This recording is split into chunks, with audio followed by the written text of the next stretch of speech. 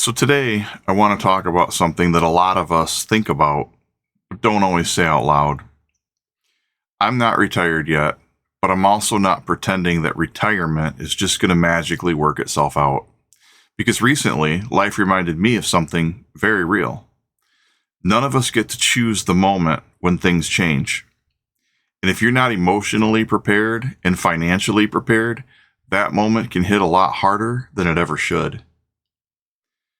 Today, I want to talk about where most Americans really stand, what the numbers look like, and why, even if you feel behind, you still have time to build something stronger. This isn't about fear. This is about hope with a plan. Not long ago, I had a serious health scare. I'm not going to turn this into a medical story, but I'll say this. When something like that happens, everything gets quiet for a moment. You stop thinking about someday. You stop assuming that tomorrow looks like today, and you start asking some uncomfortable questions. What if I couldn't work the way that I do now? What if recovery took longer than I expected? And what if this happened again? And here's the part that I want to say out loud, because I know I'm not alone in this. I realized that I wasn't prepared the way that I thought I was, not emotionally and not financially, not because I was irresponsible, but because life moved faster than my planning did. That moment didn't scare me, it clarified me. After that, I started looking at the bigger picture, not just my own situation, but what most people are facing. And the numbers, they're sobering. The average retirement savings for household with retirement accounts is around $300,000. That sounds encouraging until you look deeper. The median, where the middle person actually sits, is closer to $80,000 to $90,000. That means half of the working Americans have less than that saved. And many households, especially later in life, have little or nothing in retirement accounts. Another study showed that fewer than half of Americans are on track to maintain their current lifestyle into retirement, even with Social Security. So if you've ever thought, I don't feel as ready as I should be, you're not behind, you're human. But awareness is the first step forward. So here's what that health scare taught me.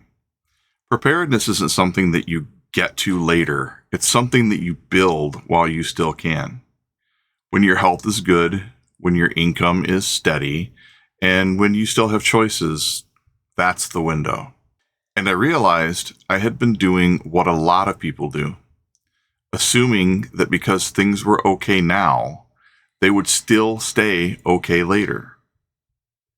That's not pessimism, that's reality. And once I accepted that, I didn't feel defeated. I felt motivated because I still have a little bit of time. This is the shift that changed everything for me. Retirement isn't just the finish line. It's actually one of the most vulnerable chapters financially, which means preparation matters much more, not less. Preparedness isn't about doom. It's about control.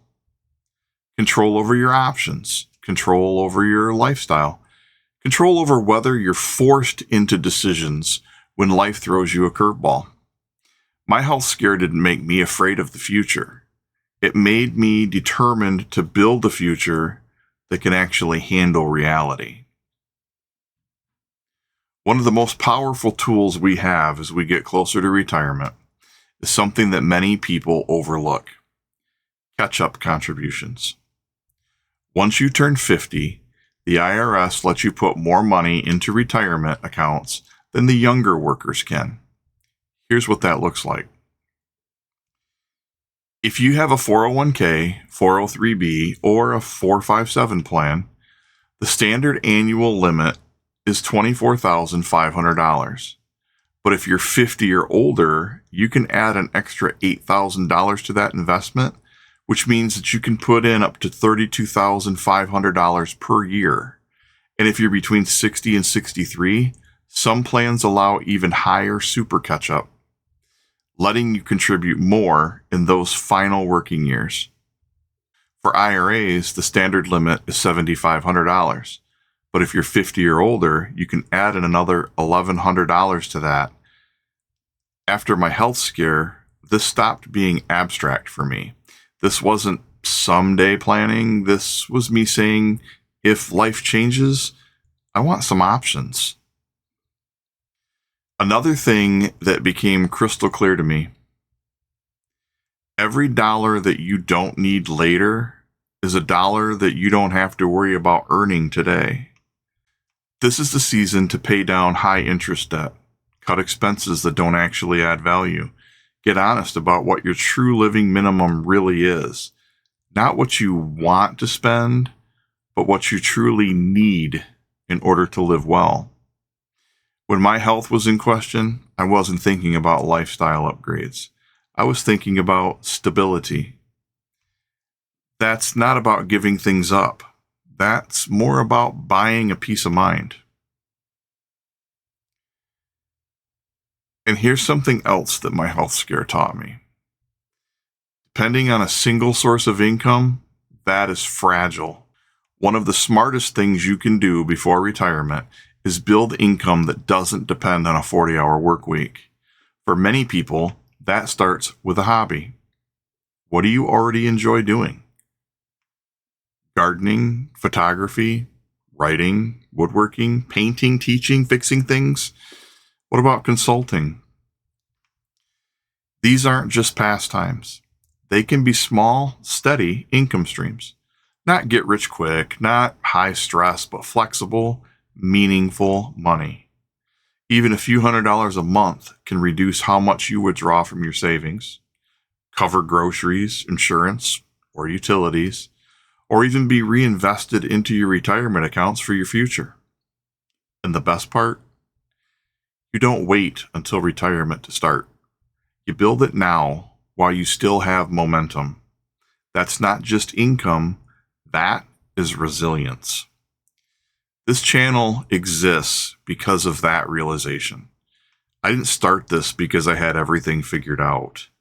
I started it because I wanted to document the process of becoming more prepared, physically, financially, and mentally, for the later chapters of my life. My health scare didn't make me retreat, it made me engage, to be more intentional, more honest, and more focused on building something that lasts. If you're watching this and you're thinking, yeah, I probably need to take this more seriously, then you're exactly where I was. Aware, motivated, and still in the fight. If you're not retired yet, you still have one powerful advantage: time. Not unlimited time, but enough that you could make meaningful changes. So here is my question for you. What is one thing that you could do this month to get more prepared? Could you increase a contribution, pay down a debt, maybe start a side income, or simply write down what your real retirement numbers are? I personally am getting rid of some of my subscription services. Put your choice in the comments. Let's make this a place where we move forward together. If you're here for preparedness without fear, for independence without panic, for staying strong in the chapters that matter most, make sure you're subscribed. Because being ready isn't about worrying. It's about staying alive long enough to matter.